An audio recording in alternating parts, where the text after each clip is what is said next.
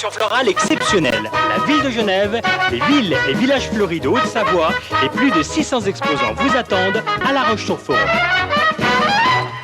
Depuis 1925, la foire internationale Haute-Savoie-Mont-Blanc fait vibrer La Roche-sur-Foron. La foire, c'est avant tout un événement qui a pris naissance dans le cœur de ville de La Roche, qui était à la base une foire automobile, ce qui était extrêmement novateur à l'époque. C'était des gens qui étaient, à mon avis, très visionnaires. C'est mon grand-père qui était maire de La Roche pendant tout l'entre-deux-guerres, qui a créé la foire. Il a trouvé que l'idée était assez originale de créer un marché de voitures d'occasion à La Roche. Et c'est comme ça qu'est née la foire de La Roche, qui à l'origine s'appelait la foire automobile. Dès ses premières éditions, la foire devient bien plus qu'un simple rendez-vous commercial.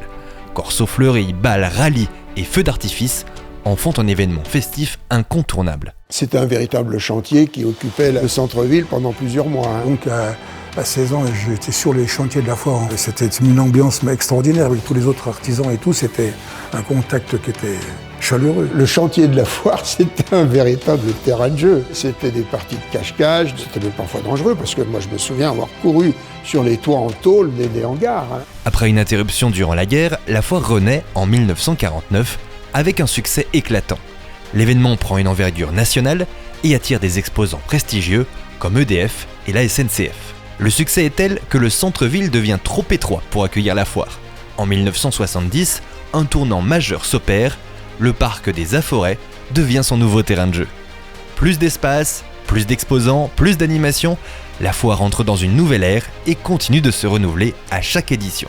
Dans les années 80 et 90, elle diversifie encore ses thématiques. Nouvelles technologies, sport, gastronomie, elle accueille des personnalités politiques et économiques et décroche en 1992 le titre de foire de l'année.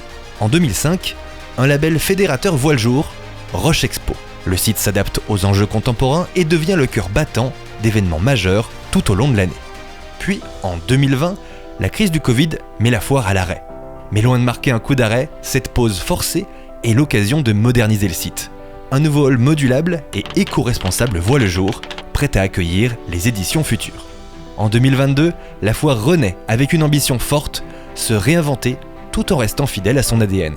Chaque édition célèbre l'innovation, le patrimoine et la convivialité, attirant toujours plus de visiteurs et d'exposants. Le client, il vient, ses familles, puis même l'ambiance sur la foire, entre confrères, entre exposants. On boit un verre le soir, on discute. On gère un peu notre foire, l'accueil des exposants, un peu comme des collègues que l'on voit tous les jours. Je suis de ces Rochois qui ont grandi en allant tous les printemps faire un tour à la foire. Et puis après, tu auras le droit à quelques tours de manège dans la fête foraine. Mais c'est surtout le souvenir de ces allées où on déambule parmi les stands, où enfant, on adore aller mettre la main dans l'eau, dans les jacuzzis. Il y a plein d'activités différentes. Il y avait la place des héros, avec la police, les pompiers. J'avais grimpé à l'échelle et après j'avais fait de la tyrolienne.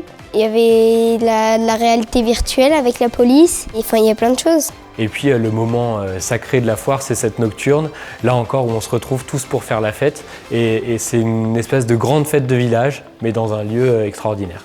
Aujourd'hui, nous célébrons 100 ans d'histoire, 100 ans de rencontres, d'affaires et de festivités. On a vraiment envie de marquer les 100 ans de la foire parce que c'est important et je pense que ça va être un bel événement. Et la foire du futur nous réserve encore de belles surprises. Derrière moi, vous avez donc l'arche, qui est synonyme de symbole.